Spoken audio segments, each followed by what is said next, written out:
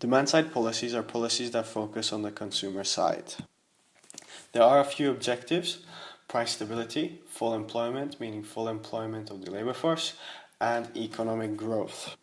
There are three main ways of doing or holding up the price level and econ growth and full employment, and that's through fiscal policy, monetary policy, and the automatic stabilizers, which reduce fluctuations automatically.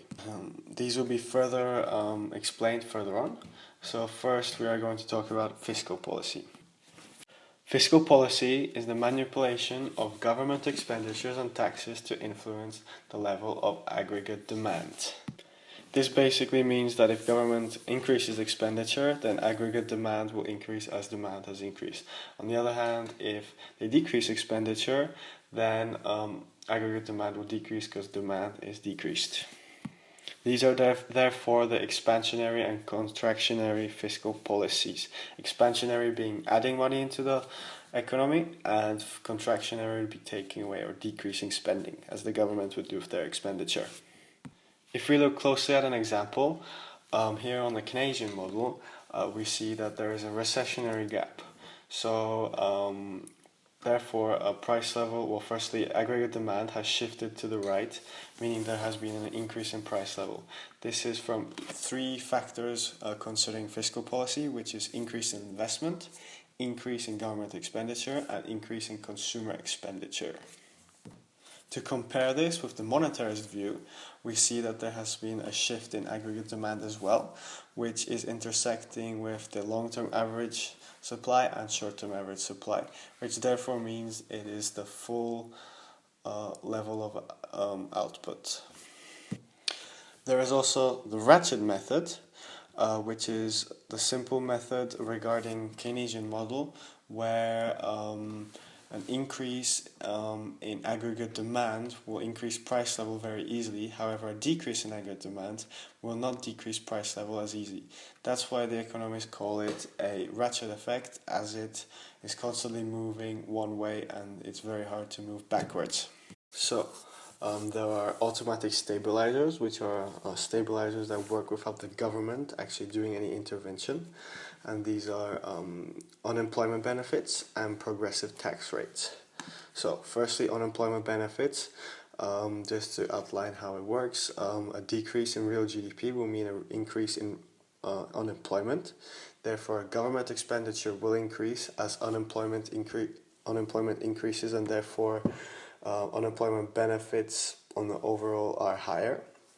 And that means that the government has to pay more, meaning government expenditure increases, and that means there will be a decrease in the recessionary gap as government expenditure increases and the unemployment people have money to spend in the economy.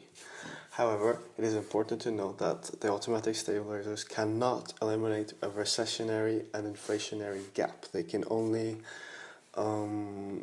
make them smaller or decrease them. Then we have progressive tax rates.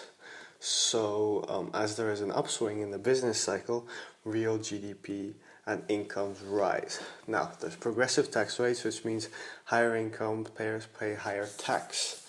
Therefore, once their income increases, they have a higher tax rate, which means that the disposable income, the income after the tax, is actually decreased.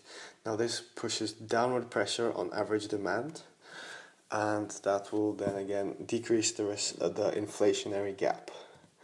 Then, similarly, if it was a recessionary gap, this also works, which would mean that there was a decrease in real GDP and a decrease in incomes, meaning that tax rates would decrease because you fall into a smaller category, meaning that incomes decrease because the disposable income after tax is actually higher, which means upward pressure on average demand, which will fix the recessionary gap.